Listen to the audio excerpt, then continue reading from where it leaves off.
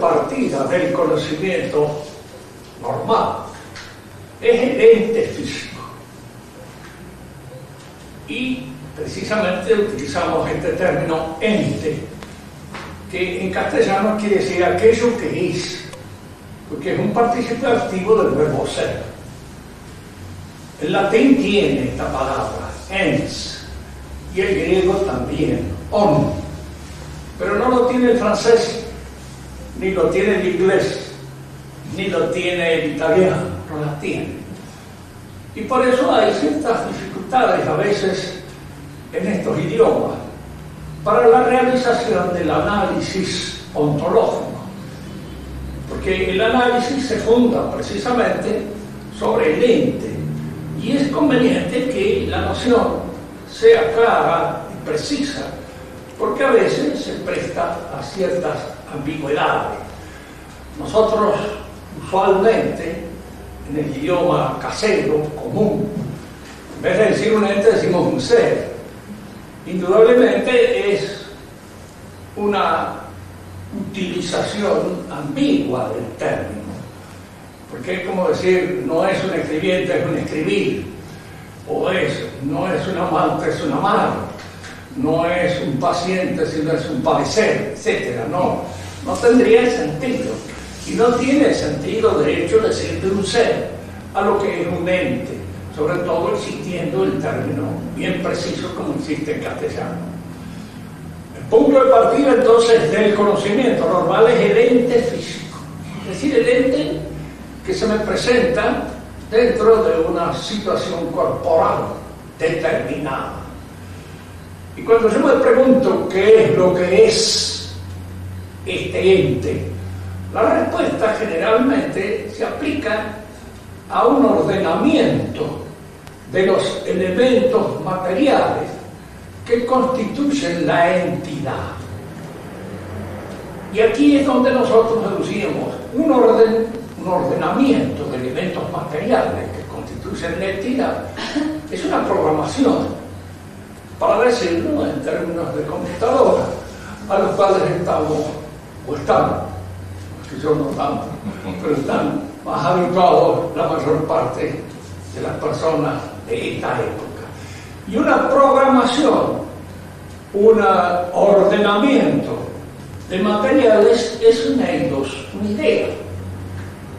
Es algo que está indicando, digamos nosotros, con toda precisión, la existencia de una inteligencia ordenadora que lo sostiene en su orden y que hace a esa ordenación.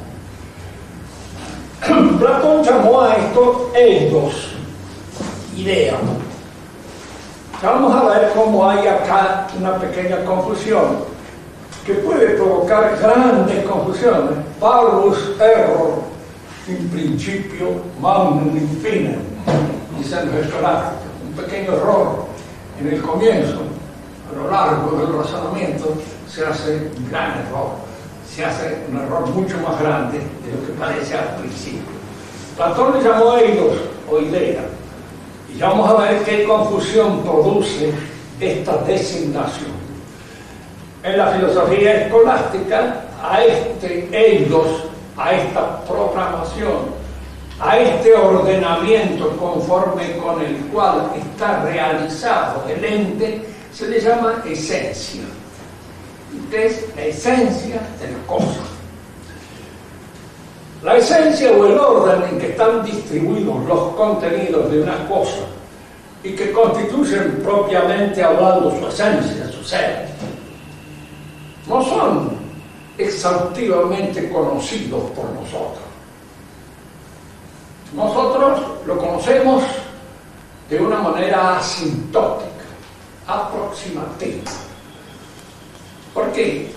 Vamos a ver, si lo conociéramos tal como ellos son, si yo las conociera a ustedes tal como ustedes son, ustedes casi serían en mi pensamiento, tal como somos en el pensamiento de Dios. Dios nos conoce tal como somos, es decir, conoce nuestra esencia concreta, pero lo que nosotros conocemos no es la esencia concreta de una cosa, sino esa esencia que hemos abstraído laboriosamente de la realidad, abandonando todo aquello que en alguna medida es inasimilable por el entendimiento. En este sentido, Santo Tomás hacía siempre un parangón entre la asimilación nutritiva y la asimilación intelectual. Es decir, los alimentos que nosotros ingerimos no pasan tal cuales a nuestra realidad, sino que son eliminados todos aquellos elementos no digeribles y solo son retenidos aquellos que en alguna manera van a engrosar nuestra propia realidad, a participar en ella y en alguna manera a nutrirla efectivamente. Y en el orden del pensamiento sucede algo análogo o parecido. Lo que nosotros conocemos no es la esencia concreta, sino la esencia abstracta de las cosas. Por eso aquí hay que hacer una distinción, que vamos a hacer un pequeño juego que nos permite entenderla mejor. El orden óntico es el orden del ente, del ser. El orden lógico es el de nuestra representación intelectual. Y el orden gramatical es el orden conforme al cual nosotros expresamos el orden lógico.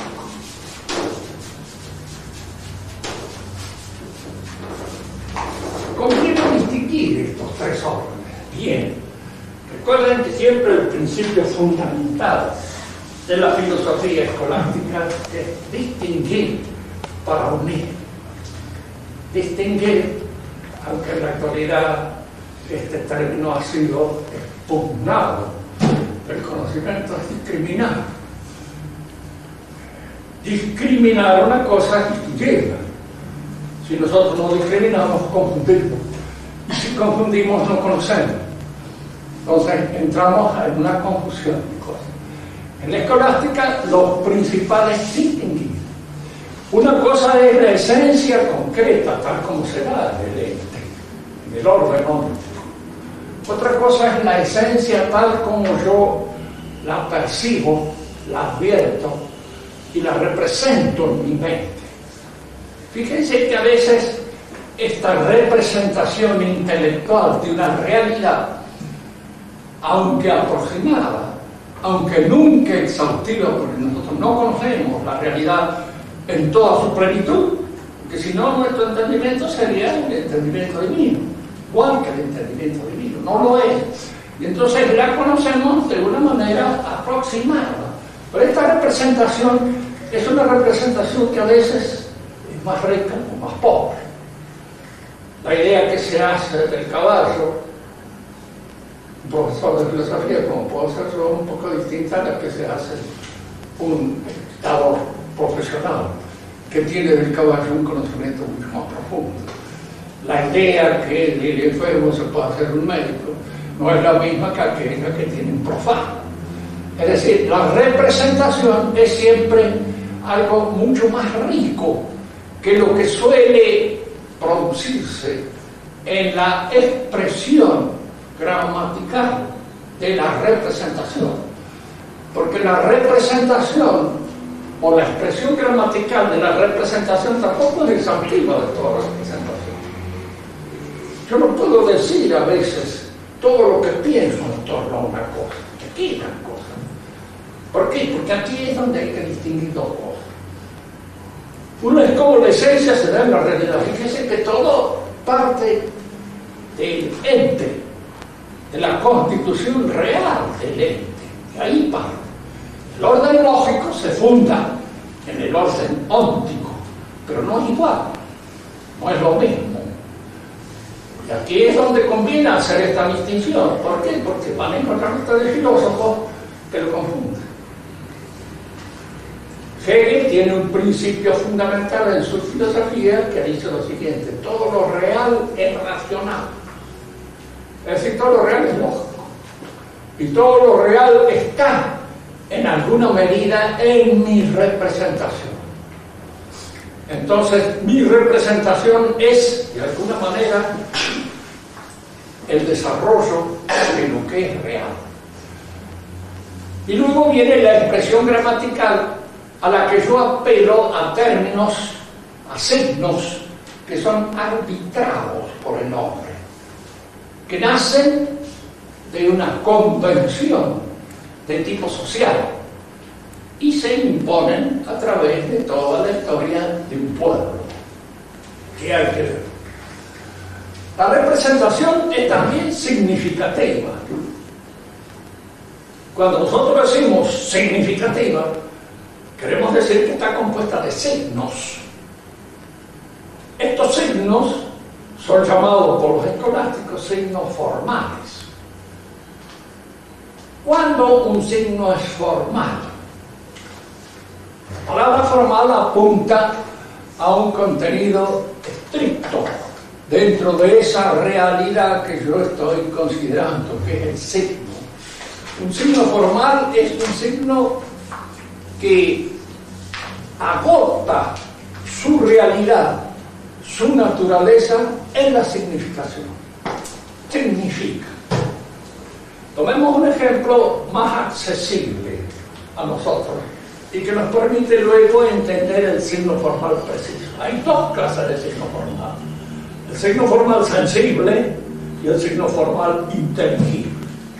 El más formal de los dos es el inteligible, pero el sensible también es formal. Es decir, yo tengo de todos ustedes que están aquí frente a mí una imagen en la retina. Esa imagen en la retina es un signo formal, sensible. ¿Por qué formal? Porque lo que yo veo son a ustedes, no la imagen en la retina. La imagen en la retina me remite directamente a la realidad que yo estoy observando. ¿Se entiende esto? Es decir, yo no veo mi imagen de ustedes en la retina, los veo ustedes. Y por eso la imagen es un signo formal, porque remite directamente a aquello que significa. Va transparentemente, de una manera translúcida e inmediata, y trae a mi conciencia lo que significa. Y lo que significa es usted. Pero a la vez es un signo formal sensible porque tiene una cierta realidad sensible. Es una imagen en la retina. Si se inspecciona el ojo, si se hace una observación del ojo, indudablemente se descubrirá en él la imagen en la retina que tiene de las cosas. Y este descubrimiento de la imagen es que la imagen esa tiene una cierta realidad. Es una realidad sensible y una realidad que se agota en su significación, por eso es formal, pero como tiene una realidad sensible, es al mismo tiempo sensible, real. Si yo me refiero ahora al concepto o a la representación conceptual que tengo de las cosas, veré que yo estoy allí utilizando signos que no tienen ninguna realidad, independientemente de sus caracteres significativos. Significan, se refieren a las cosas, suponen en nuestra mente por las cosas, están suponiendo por la realidad. Cuando yo hablo de un árbol, yo no estoy hablando ni de la imagen que puedo tener del árbol, porque la imagen siempre puede representar que es un árbol, un roble, un eucalipto, un sauce. Pero el concepto no es ni árbol, ni eucalipto, ni sauce. El concepto del árbol es referido a todo árbol. Y de alguna manera esta universalidad del concepto indica que no está referido a ninguna cosa concreta y real como está referida la imagen. La imagen siempre es de algo concreto y real. Si yo imagino un hombre determinado, o por lo menos le doy en mi imagen ciertas características representativas reales, sensibles, es alto, gordo, flaco, petizo, etc. Tiene algo, moreno, blanco, etc. Lo represento en alguna manera con características determinadas que pertenecen a su fisonomía concreta, porque la imagen siempre está referida de alguna manera a lo. Pero mi concepto de hombre no está referido a ningún hombre concreto, determinado. Está referido a aquellas características que manifiesta la realidad humana, el ente humano a mi inteligencia. Y esas características son las que me dan más o menos el conocimiento de la distribución de sus partes.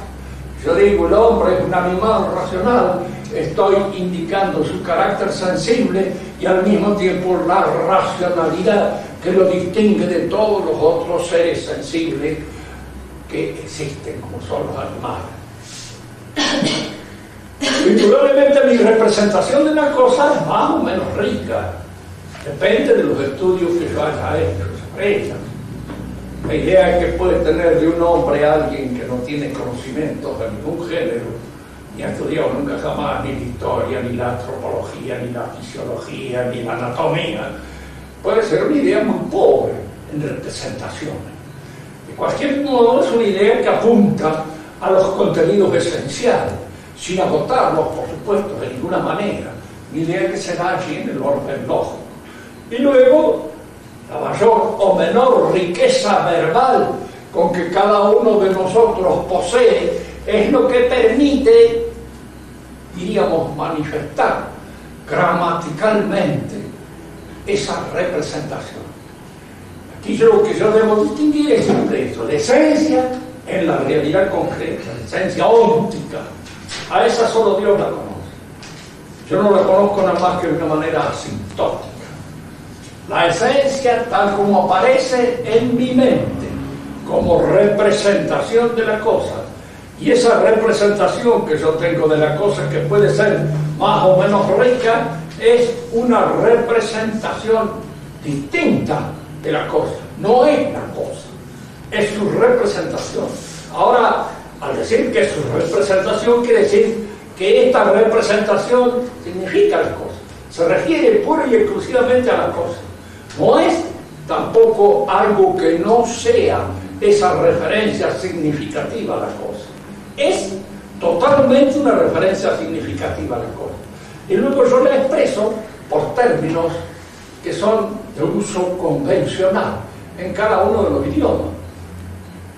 La diferencia entre lo lógico y lo gramatical se da en el hecho de que a un mismo concepto lo puedo decir en francés, lo puedo decir en italiano, lo puedo decir en inglés, lo puedo decir en latín, en fin, lo puedo decir en todas las lenguas que conozca. Y cada una de estas lenguas es distinta. Si ustedes observan bien, yo digo árbol, en español, es un sonido, es una palabra, un fonema. Este fonema indudablemente expresa el concepto que en alguna medida tengo del árbol. Yo le hablo del árbol a otra persona y la representación que la otra persona se hace del árbol es una representación también distinta a la que yo puedo tener. Podemos coincidir en algunos aspectos fundamentales acerca de esa realidad que menciono con el término árbol, pero la representación depende en cada caso del mayor o menor conocimiento que cada uno de nosotros tenga de esa realidad que es el árbol. ¿Se entiende esto? Y luego viene la expresión gramatical, que es más o menos rica. Y aquí es la importancia que tiene el conocimiento de los idiomas, y no de todos los idiomas iguales. Yo esto lo he dicho ya en varias oportunidades, pero nunca viene de más repetirlo. Que nosotros tenemos un idioma muy rico, es un idioma que tiene siglos de cultura y de civilización, más siglos en los cuales el ejercicio intelectual ha ido purificando, expandiendo, en alguna medida, diríamos así, perfilando mejor los conceptos que el idioma representa. No es lo mismo hablar un idioma con el cual surge de las tareas cotidianas en el campo, un dialecto campesino, que hablar un idioma culto, un idioma que ha sido de alguna manera trabajado por la ejercitación de la filosofía, por la ejercitación, diríamos así, del derecho, por la ejercitación de la teología, por la ejercitación de una serie de conocimientos y una serie de ciencias que van purificando las ejercitaciones del sistema. Y es horrible cuando se empieza, diríamos, por una razón X, por un retorno a la bajeza, por un gusto de la bajeza, que en la actualidad existe. Nosotros nos cuesta. Cuando nos dicen que es la posmodernidad, no dirían que la posmodernidad es el retorno a la bajeza, pronunciado por un Freud, por un Marx y por todos los que en alguna manera lo siguen a través de todo un proceso publicitario. Las palabras van modificando su contenido para convertirse en eslogan que no significan nada. Yo les hablaba recién de la palabra discriminar, que quiere decir distinguir. Si no se discrimina, no se distingue. Si no se distingue, no se conoce. Se confunde. Entonces, esa palabra, ¿por qué se pone? Porque, claro, a veces en la discriminación no necesariamente hay una situación maligna. El hombre discrimina a una mujer en nombre. Si no la discrimina, desgraciado él. Entonces, es infeliz. ¿Quién? Discrimina. La ve, la advierte, se da cuenta de sus diferencias. Y esas diferencias indudablemente entran de alguna manera en su representación y en su concepción de la realidad. Y discrimina también a un negro de blanco. Ahora dice que este sea mejor que el otro. Muchas veces le decía a Martín Fierro: yo he visto a negro y a blanco sin distinguir los mejores. Le mató iguales colores bajo de una misma cruz, mas también hizo la luz para apreciar los colores. Era lógico de que se aprecien los colores. A una negra le gustaba más un negro que un blanco. Yo me acuerdo siempre de las chicas que cuidaban la puerta de salida del campo nuestro a un pueblo que había por ahí cerca, que era Ramón Vial. Estaban ahí en la puerta. Pasaban siempre unas vecinitas que eran inglesas. Y yo les preguntaba a veces qué tal son, pues yo no las conocía. Son lindas, lindas son, dice, pero tienen la cara caladita de mosca. Estaba ahí. Un otro lleno de pecas. Y para eso era con lo de la pena de viajar juntos que les gustaban más pecas, ¿no? Bueno, eran morenitas, como buenas criollas, y lindas también, pero no eran el mismo color que las otras. En la distinción, en estas discriminaciones, no necesariamente entra un contenido peyorativo. Cuando entra un contenido peyorativo, lo que allí hay que, diríamos así, corregir es si eso peyorativo está bien o mal aplicado. Que lo peyorativo puede estar bien aplicado. Si alguien dice de un hombre, este es un roñoso, y efectivamente lo es, esta discriminación es lógica. Viene con un sentido peyorativo, pero un sentido peyorativo perfectamente bien aplicado en este sentido, porque se merece esa concepción. Entonces, nosotros tenemos aquí estas tres cosas: lo óntico, lo lógico y lo gramatical. Y estas tres cosas están intrínsecamente unidas. Lo lógico no existe sin su apoyo en la onticidad. Y a la vez lo gramatical no existe sin su apoyo en la lógica. Por eso antes al análisis sintáctico se le llamaba análisis lógico, porque tiene algo del análisis, no hay lo mismo. Y conviene siempre discriminar esto y distinguirlo. ¿Por qué? Porque en filosofía a veces se confunde. El primero en confundirlo fue Platón. Platón, diríamos así, es el que se da cuenta de que lo que realmente es en un ente es un eidos, una esencia, un sia, diría él, o una idea. Es decir, es el reflejo de una inteligencia divina. Pero él concebía esa idea a la manera como la concibe el matemático, no a la manera como lo concibe el analítico ontológico, el filósofo, que va a ser con posterioridad Aristóteles. ¿Cómo concibe el matemático los entes matemáticos? De hecho, habíamos nosotros visto que el ente matemático, si bien tiene su apoyo o nace en la realidad sensible, y aquí se forma la idea de triángulo al medir los terrenos más o menos triangulares.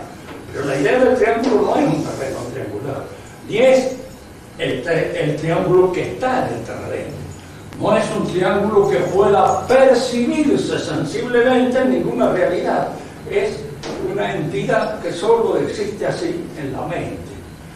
Cuando Platón habla de leidos que configuran los entes, ese eidos él lo considera aparte del orden real, del ente real. Lo considera al ente real como un reflejo de una idea que se encontraría en un cosmos puramente inteligible, como son las ideas matemáticas. ¿Por qué? Porque Platón es matemático y confunde al ente como el ente matemático. ¿Y qué sucede cuando una confusión de esta naturaleza se produce? Esto va a parecer al principio una paradoja, pero luego nosotros podemos ir analizando mejor que no es tan paradójico, sino que es así. Lo que es para Platón no existe, y lo que existe no es. ¿Pero por qué lo que es no existe? Porque para él lo que es siempre el eidos. Pero el eidos es concebido matemáticamente como una realidad perteneciente a una órbita de cosas inteligibles distintas del orden real en el cual se dan esas cosas. Porque está influido como ciencia rectrix por la matemática. Fue el error fundamental de él. El error que observó, fíjense que cuando uno estudia un filósofo, lo analiza, yo en este momento estoy esquematizándolo a Platón y liquidándolo al mismo tiempo, como las liquidaciones de invierno. Estoy haciendo una liquidación así, al tuntún, porque Platón es mucho más complicado de esto. Él se dio cuenta de este error también al mismo tiempo, pero no lo solucionó, no pudo solucionarlo. Y por eso cuando él tuvo que explicar este mundo inteligible a partir de este otro puramente inteligible, tuvo que apelar a la fe. Un demiurgo. ¿Y qué era el demiurgo en el mundo de Platón? ¿Pertenecía al mundo sensible o al mundo inteligente? Ninguno de los dos. Porque ni era una idea, era algo real, concreto. Ni era del orden sensible, porque no era un animal, un ser material. ¿De dónde lo sacaba? De su fe, de la tradición religiosa a la cual él pertenecía. A fin de cuentas, los paganos tienen, de algún modo, un eco de la tradición primitiva, de lo que podríamos llamar la primera revelación que hizo Dios en el paraíso. Algo de que era, algo en ellos funciona en este sentido. Vamos a ver cómo en Platón no solamente funciona, diríamos así, el hecho de que hay un Dios no creador, que no tiene la noción de creación de la nada. Él cree que la nada proviene como consecuencia de su inserción en la materia de esta noción. ¿Y la materia qué es para Platón? ¿No es algo? No. Es casi nada. Es el lastre de nada que lleva de alguna manera las cosas. De manera que el demiurgo no ha creado la materia, pero trabaja con su mente puesta en la idea pura, absoluta, y diríamos así también en este magma incalificable, caótico, que es la materia. Y hace con esta materia cosas semejantes a estas que pertenecen al mundo de las ideas absolutas. Hay en él una confusión entonces de lo que podríamos llamar más el orden lógico, que a fin de cuentas las matemáticas es una lógica. Y el orden total de las matemáticas es un orden lógico. Hay una confusión en el del orden lógico con el orden óptico. Luego esta confusión es la que lo induce a cometer estos errores que son los que vulneran el fundamento de su metafísica. Aristóteles lo corrige en parte, pero la corrección total nosotros vamos a tener que esperarla del cristianismo. Ahora tenemos aquí nosotros dos cosas.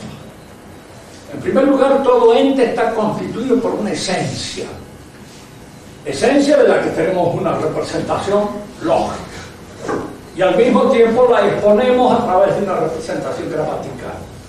Fíjense que esta exposición por la representación gramatical está dependiendo de la riqueza verbal del idioma que yo manejo. No creo que una lección de metafísica se pudiera dar en guaraní, o se pudiera dar, digo esto un poco para veces a todos estos que son indigenistas, se olvidan un poco de que los españoles acá trajeron el idioma con el cual se podía progresar en el orden del conocimiento, porque los españoles lo habían heredado nunca. A mí me hacen reír a veces los indigenistas aquí porque creen que los españoles, por ejemplo, no han recibido ideas y no han sido conquistados por sí, han sido conquistados por los romanos, conquistaron España. Le impusieron el idioma. El idioma ibérico, si existió, desaparecido. El que existe actualmente es el latín. ¿Y ganaron algo con este cambio del ibérico al latín? Posiblemente sí, porque ganaron esos siglos de civilización que venían de Grecia, pasando por la latinidad, y que formaron y constituyeron posteriormente el idioma que nosotros hablamos. Los franceses también fueron conquistados por los romanos, y nunca se han quejado de eso, ni han dicho de alguna manera, los romanos nos han quitado el idioma que nosotros teníamos, que era un idioma, no, era un idioma, diríamos así, rústico, que no tenía la potencialidad comunicativa que puede tener el latín.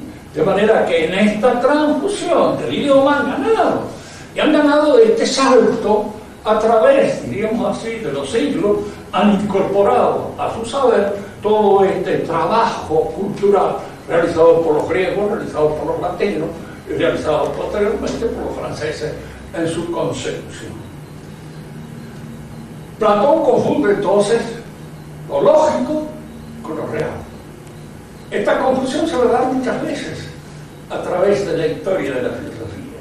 Esta confusión la vamos a advertir en Kant posteriormente, la vamos a advertir de una manera ya más difícil, más intrincada, pero también de una manera, diríamos así, gráficamente confusa en Hegel. En él es donde esta confusión de la lógica con lo real se da de una manera, los que les gustan estudiar los puzzles y los logogrifos filosóficos, a mí no me gustan mucho. Cuando veo que alguien está fuera de lo que es verdadero, no me atrae. Y si lo leo por razones de oficio. Nunca lo he leído a Hegel en su idioma original porque no lo conozco. Lo he leído a través de traducciones al italiano, al francés, al inglés mismo, y traducciones que creo hechas por admiradores del supongo que lo conocerían. Porque el reproche que a veces se me ha hecho a través de algún escrito en el cual yo tengo un poco un tip, digamos así, simplificador. Oiga lo que es esencial. Y dejo de lado un montón de cosas, en fin, en las cuales uno se podía perder a través de una serie de disquisiciones exquisitas, pero que no hacen a la esencia de las cosas. Entonces, generalmente lo explico a Hegel muy rápidamente y de una manera que para mí es clara y lúcida, pero para los otros puede no serlo. Y sobre todo porque Hegel ha dado lugar a diversas interpretaciones. Yo creo que hegelianos muy distintos que entre ellos no se llevan nada bien. Y al contrario, se tiran a Hegel por la cabeza, uno con otro, diciéndose, esto no es su verdadero interpretación. Usted no lo conoce a Hegel. Yo lo he leído muchas veces. Althusser era un intérprete de Hegel. Sartre era un intérprete de Hegel. Y Althusser decía que Sartre no lo había entendido nunca jamás. Y Sartre decía a Althusser que no había entendido nada de lo que Hegel decía. Yo, atendiendo a los dos, calculo que ninguno de los dos ha entendido nada. Y entonces, el Hegel que le explico ese debe ser y el único que realmente tiene acceso a nuestra inteligencia. Aquí nosotros tenemos esto que conviene empezar a distinguir. Distinguir para posteriormente unir. Platón distinguió entonces, no distinguió bien lo lógico de lo óptico. Y al no distinguir lo lógico de lo óptico, logicizó su filosofía, la matematizó. El gran trabajo de Aristóteles fue precisamente descubrir esta diferencia. Y luego está lo que podríamos llamar la distinción de lo gramatical, porque la exposición de mi representación intelectual de una cosa está dependiendo en gran parte de los recursos verbales que el idioma que yo tengo o que yo manejo permite. Cuando ese idioma no tiene esos recursos verbales, indudablemente la representación intelectual que me hago de una cosa queda un poco cojitranca. No puede, diríamos, expresarse con toda su plenitud por causa de la dificultad en los recursos verbales. La esencia de una cosa es aquello que la constituye, que lo es. Pero la esencia que tiene la realidad óptica es una y la de mi representación es otra. Mi representación no es la esencia de la cosa. Pero en la esencia de la cosa yo debo distinguir otro aspecto, que es lo que nos interesa. La esencia y el ser de esa esencia. Fíjese que acá conviene hacer una aclaración de carácter semántico, es decir, de carácter verbal. Porque para nosotros ser y esencia se confunden. Y para darle un sentido fuerte a la palabra ser, apelamos a un término que se llama existencia. Y este término que se llama existencia es un término también confuso, porque es un término que nace de una interpretación o de una etimología distinta a la que le damos. Existir, sistere ex, significa provenir, venir una cosa de otra.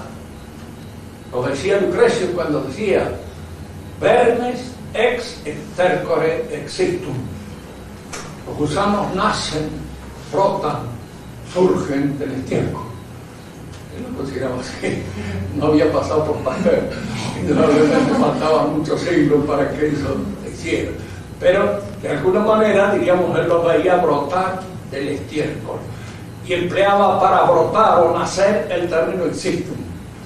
De manera que cuando uno dice, el término en que se usaba en esa época, si Dios existe, es un término que no corresponde. ¿Por qué? Porque Dios no puede existir. No nace, no brota, no surge de otra causa más allá que la de Él mismo. De manera que eso de la existencia o pruebas de la existencia de Dios es una manera un poco errónea de hablar. Dios es. Y en la suma teológica ustedes van a encontrar el término si Deus es. Y Dios es, no si Dios existe. Porque el término existir entra en la filosofía más o menos en el siglo XVII. Y para subsanar en francés, en italiano y en inglés también con posterioridad las dificultades que hay en estos idiomas cuando se aplican a la filosofía después de haber utilizado el latín.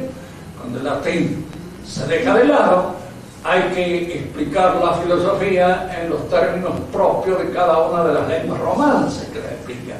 Y estas lenguas romances carecen de los recursos, a veces filológicos, que tiene el latín. No se puede hablar bien filosofía ni en francés ni en italiano, bien. Entonces hay que inventar algunos términos que subsanen o que de alguna manera ayuden a posibilitar esta dificultad. Y uno de esos términos es el existir. La palabra existir entonces comienza a significar la efectiva realidad de una cosa. Eso existe, decimos nosotros, para indicar que no es una mera quimera. Alguien puede hablar de algo y decir, mira, yo he visto tal y cual cosa, pero lo has visto de veras, existe eso, es. Y la palabra existe, entonces se convierte, en alguna manera, en el significado fuerte de ser, y reemplaza al término ser. Pero acá hay todas clases de dificultades, porque posteriormente el existencialismo va a introducir una nueva manera de entender lo que quiere decir la existencia, y esta palabra se añade al caos inicial, aumentando, diríamos así, las dificultades y las confusiones naturales. Nosotros vamos a utilizar el término ser, el infinitivo verbal. Una cosa es tal cosa, está determinada por esa suerte de diagramación, llamémosle por esa programación que es su esencia, y al mismo tiempo tiene un actus essendi que la hace ser. Ahora, fíjense bien esto. Cuando uno analiza la esencia de una cosa, el hombre, un animal racional, la esencia suele estar más o menos contenida, lógicamente, en la definición. Es decir, en la exposición gramatical que es ojo. El hombre es un animal racional. Allí están apuntados por lo menos los dos elementos básicos, constitutivos de su realidad, de su esencia: la animalidad y la racionalidad. Pero de esta noción no sale la existencia del hombre, no surge su ser efectivo, real, puesto sobre la realidad, sacado de la nada.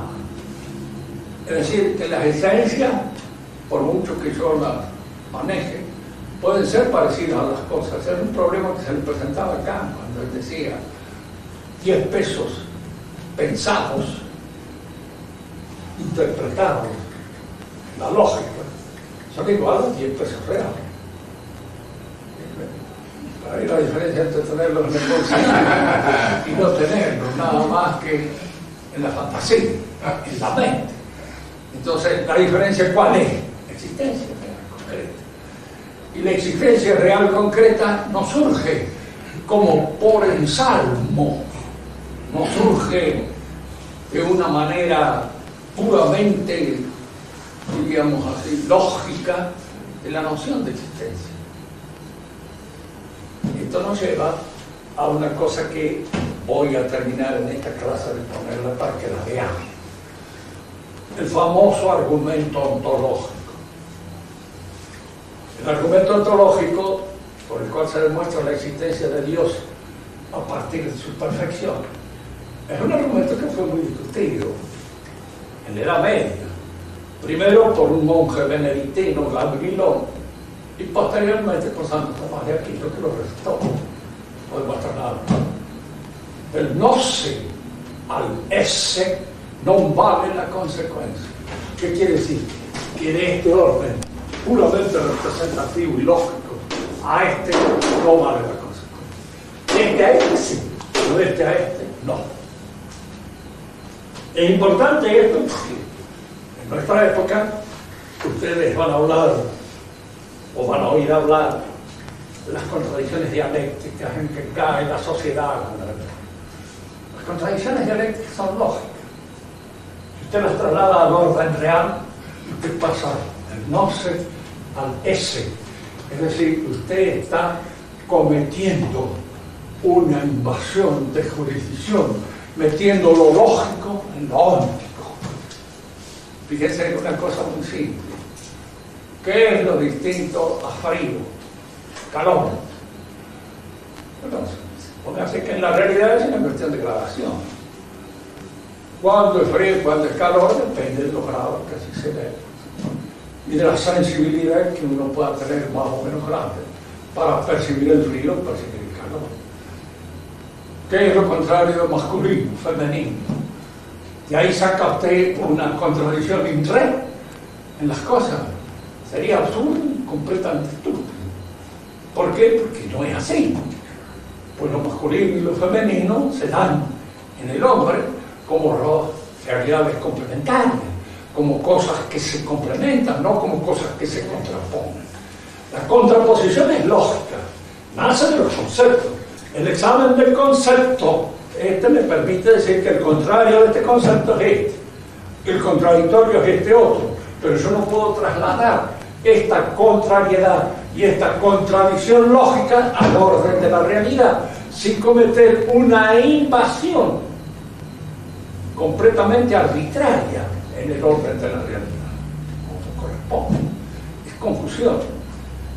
Fíjense, esto es lo que a mí me llamó la atención cuando yo empecé a estudiar filosofía. Yo tenía una formación estrictamente positivista. Es decir, me había formado en el positivismo, que se prestaba más a mi mentalidad un poco campesina. Era el que me permitía entrar en lo que es real. Y cuando entré a estudiar la filosofía escolástica, me di cuenta que toda la filosofía moderna era de un simple. No distinguían nada, confundían. ¿Por qué? Porque no se habían ejercitado la distinción de estos distintos momentos del conocimiento. No se han ejercitado en esa distinción. Y al no ejercitarse en esta distinción, luego cuando empiezan a pensar, confunden. Y esa confusión se produce en todos los instantes en que se desarrolla el pensamiento del hombre, tanto en el pensamiento social como en el pensamiento del derecho. Los derechos del hombre son una deducción puramente lógica de la representación puramente lógica de lo que es el hombre, pero no son hombres. ¿Por qué? Porque no se tiene en cuenta la parte práctica del desarrollo perfectivo que el hombre realiza en el orden social y que es donde los derechos aparecen y se dan. No se dan en el árbol de Porfirio, en el árbol de la lógica, se dan así, en la realidad óntica. Póngase, por ejemplo, toda mujer puede ser madre. Sí, señor. Lógicamente puede ser. Pero existencialmente puede no ser. ¿Por qué? Porque alguna puede no tener.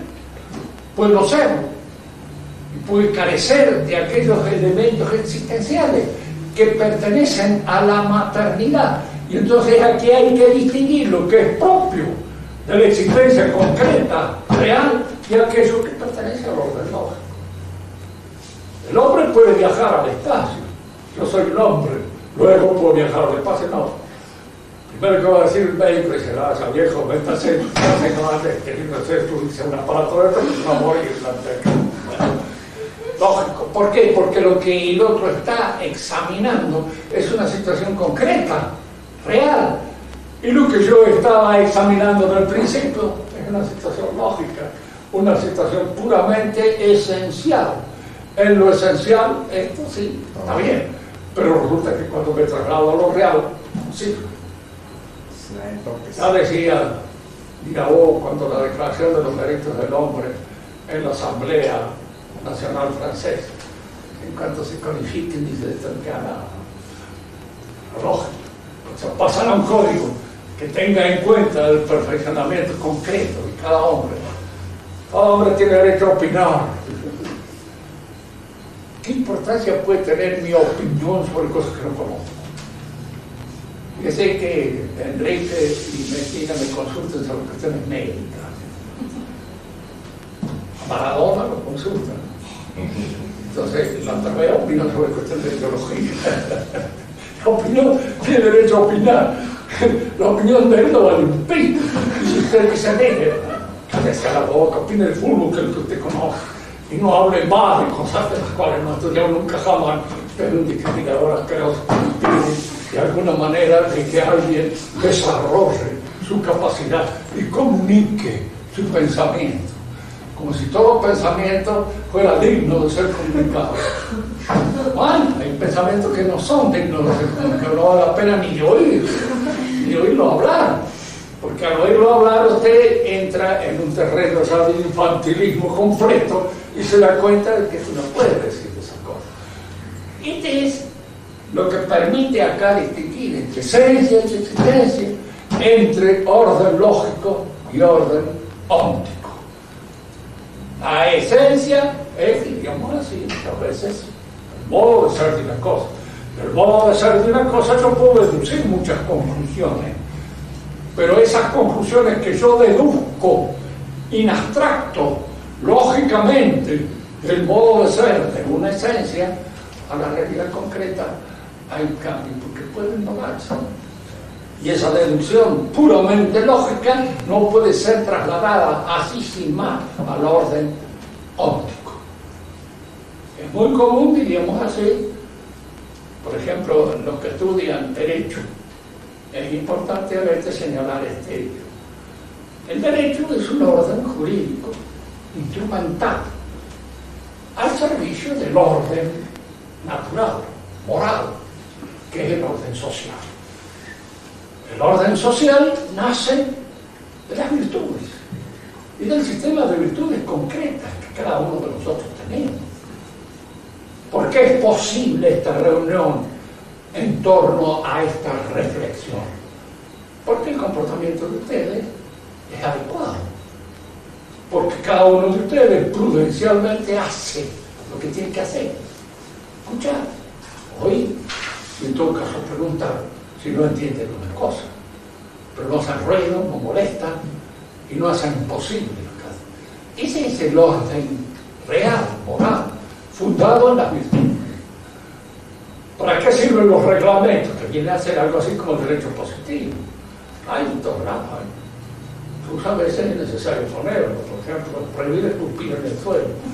Aquí no lo han puesto porque suponen que ninguno de ustedes tiene esa costumbre. Y la de jugar a cualquier cosa más lejos. Porque se evita eso, esas incursiones en el terreno de la guaranguería. Pero el orden jurídico sirve para fundamentar el orden natural de las virtudes, para hacerlo lo más posible, concretamente, pero está al servicio de eso, no lo reemplaza. Por eso cuando alguien dice una buena constitución a veces es absolutamente nada. Porque si los jueces son malos y la gente se comporta como el diablo, la buena constitución sirve para nada. Y todas las buenas ideas que allí se dan en la constitución no tienen valor concreto, no tienen valor real. Ven cómo hay una serie de transgresiones que vienen de la confusión de estos órdenes, de esta realidad. La confusión de lo lógico con lo óptico y a veces hasta de lo gramatical, que hay gente que confunde, que creen que las palabras son hechos. En la actualidad hay una filosofía que tiende a reducir todo el conocimiento a la palabra. Toda ciencia es un lenguaje bien hecho. No es así. Esa es la matemática, en cierto modo, de alguna manera, porque es la ciencia que tiene el lenguaje más exacto. Pero también tiene indirectamente una fundamentación en lo real. Bueno, por hoy dejamos esta distinción entre la esencia y la existencia o el ser, el actus essentia, el verdadero ser de la cosa. Y como corolario de esta conversación diríamos que de la noción de esencia no se puede deducir la existencia. Así, la idea de un ser perfecto, más perfecto que el cual nada puede haber, para hacerlo, tiene que ser un ser existente, porque si no, no sería un ser perfecto, más perfecto que el cual nada puede haber. Luego digo existente, ¡pum! Se acabó. Y acá hay una inferencia ilegítima, porque la idea de un ser perfecto es lógico, yo no la puedo pensar sin pensar que existe. Pero una cosa es pensar que una cosa existe y otra cosa es que existe efectivamente. De hecho, independientemente de que yo la piense o no. Entonces, por eso el argumento en sí mismo es sofístico, porque es una transgresión de lo lógico a lo óptico. El no se avesse non vale consecuencia, dice Santo Tomás.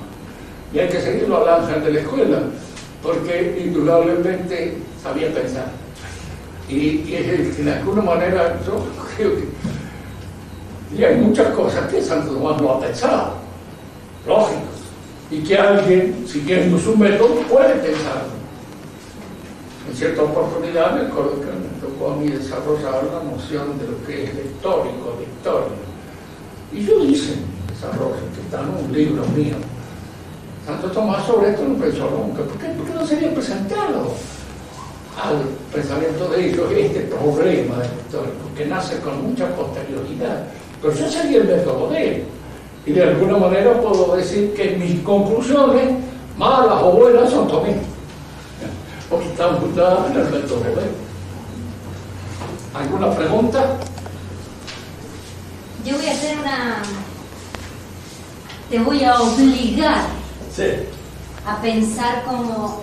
En este caso, si yo digo que el punto de partida son las palabras, como Habermas,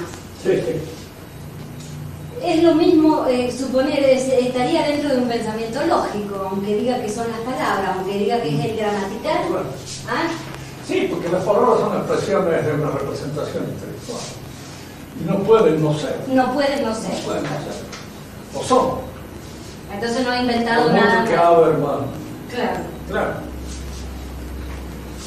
No, esa parte siempre, aquí lo que está sirviendo de ciencia eléctrica es la matemática. En la matemática el signo es inevitable, el signo gráfico, si no, no podés pensar. Tampoco podés pensar sin palabras. Y entonces es muy común creer que ya que no puedo pensar sin palabras, las palabras son lo esencial.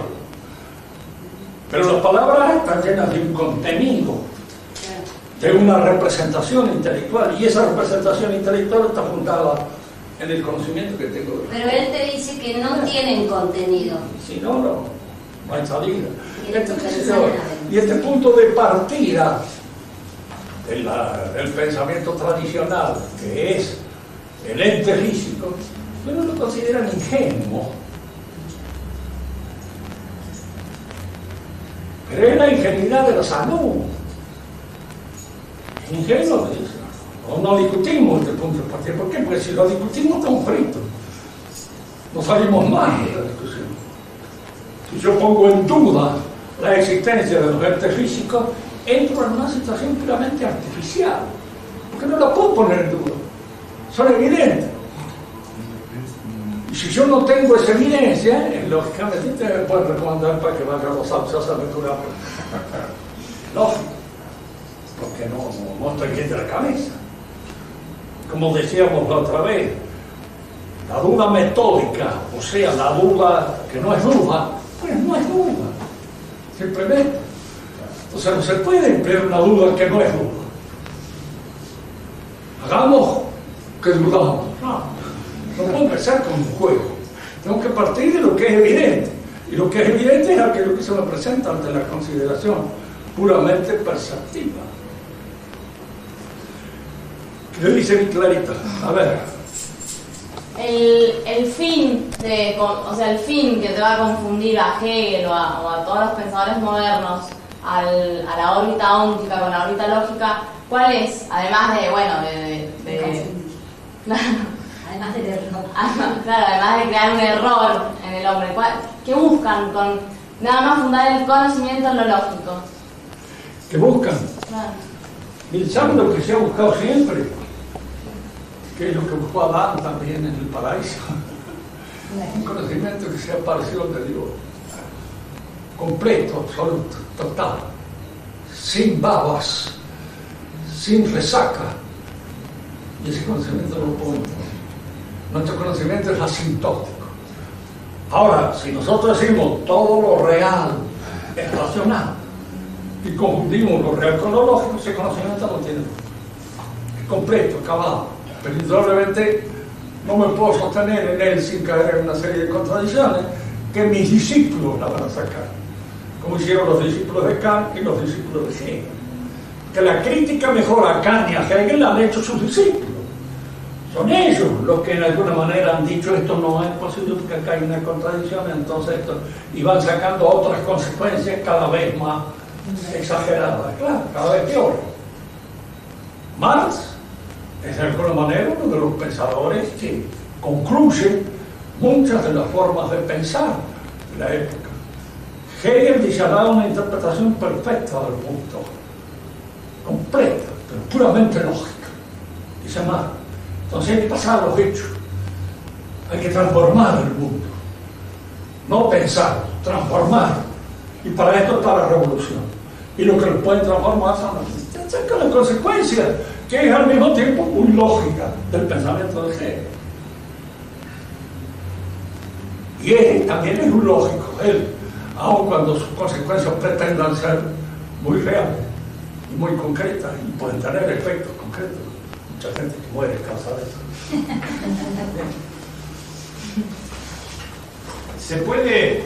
Profesor, ¿se puede decir que los subjetivistas hacen un salto ilícito, digamos, ilegítimo del orden lógico al orden óntico? Claro. El positivismo, dice usted. Subjetivistas. Los subjetivistas. No, sí, ellos sí. No, ellos son lógicos.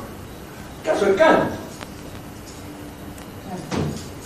La esencia de la cosa es lo que aparece en mi representación.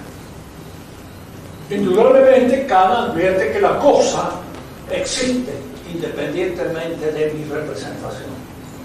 Y si uno le dice, pero si en mi representación está claramente determinado que la cosa existe fuera de mi representación, ¿qué me dice usted? Así lo dice mi representación. No, está en la representación. Es lógico. Y se mantiene ahí, se cierra ahí y no sale nunca más. Porque el que entra en idealista termina en idealista. No puede salir porque está encerrado como una rata en una trampa. Para salir hay que decirle, no, mire, el punto de partida suyo es falso, hay que partir de acá. Lo que mide mi conocimiento es la realidad. Y la realidad no es exhaustivamente conocida por mi conocimiento. Lo es asintóticamente. Y claro, eso para el gnóstico, inflado de la soberbia y del orgullo del conocimiento, es reconocer que uno es imbécil. Es decir, que tenemos un conocimiento imbécil. Lo tenemos, no está que hacer. ¿Vos te enseñado de epistemología ya? Yo digo que soy imbécil porque me apoyo a veces en un bastón.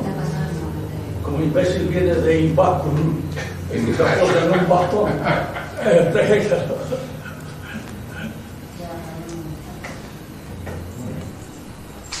¿Alguna otra pregunta? No, lo que yo te digo es que ahora todas las chicas que les toque estudiar epistemología, por supuesto van a decir que la cosa en el objeto no existe. La epistemología es parte de la metafísica. Y ya lo vamos a ver, porque la metafísica se divide en tres disciplinas. La ontología, o el análisis del ente físico, la epistemología, o el análisis del conocimiento, y la teología, o el análisis de lo que es Dios como fundamento de todo el orden real. Ahora, una buena ontología lleva a la teología. Y al mismo tiempo, entre ambas, constituyen lo que podríamos llamar los fundamentos de la epistemología del conocimiento. Pero en eso de la epistemología van a tener el flor del merengue, porque los profesores con toda seguridad tienen un merengue y los de órgano. Me acuerdo que de acá hubo el Congreso de Filosofía, venía un puertorriqueño que era simpático de lo que hace, ¿no? Pero armaba las confusiones tremendas. Y le dice el viejo Rafa Benítez, no me acuerdo, bueno, el viejo de Buenos Aires, pero muy simpático, muy loco. Me agarraba la cabeza y decía, ¿qué merengue tenés, Enrique? ¿Por qué lo conocí? No, merengue vaya. De entrada.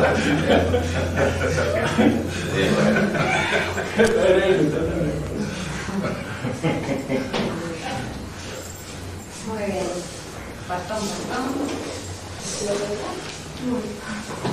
No,